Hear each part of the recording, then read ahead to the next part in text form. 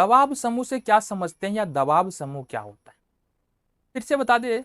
अगर हम बात करें दबाव समूह के बारे में, दबाव समूह, देखो समूह मतलब क्या होता है, कुछ लोगों का इकट्ठा हो जाए और किसी एक काम को करने के लिए जाए तो वो समूह बन जाता है।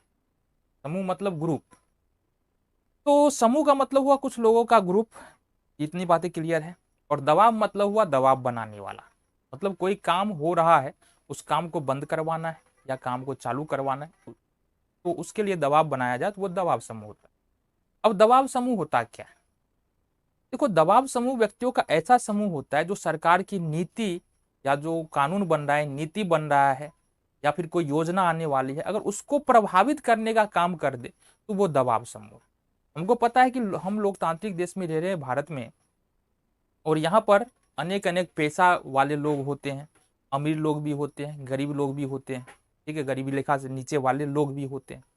अब कोई योजना आ गया जो इसी वर्ग के लिए, सपोज मान लो डॉक्टर की सैलरी घटा दी गई। अब यहाँ पर डॉक्टर लोग क्या करेंगे, कामकाज बंद कर देंगे और सरकार के ऊपर दबाव बनाना शुरू कर देंगे, भाई हमारी सैलरी बढ़ा दो नहीं तो हम काम नहीं करने वाले। तो अब ये डॉक्टर क्या बन गया, दबाव समूह।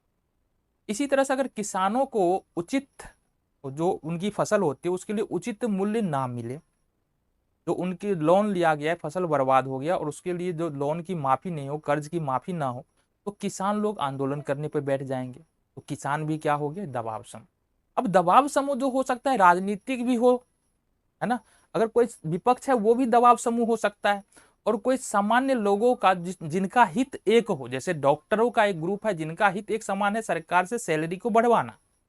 किसानों का एक समूह है कि उचित मूल्य प्राप्त करना। तो दबाव समूह, या तो हम बोल सकते हैं दबाव समूह जो है वो राजनीतिक भी हो सकता है और गैर राजनीतिक भी हो सकता है, दोनों प्रकार के दबाव समूह हो सकता है। तो दबाव समूह समझ में आ गया, कुछ लोगों का ऐसा समूह होता है जो सरकार की नीतियों को, सरकार द्वारा बनाए गए कानूनों को या सरकार द्वारा लाई गई योजनाओं को करने में प्रभावित करने की शक्ति रखता है, क्षमता रखता है, दबाव समूह कहलाता है।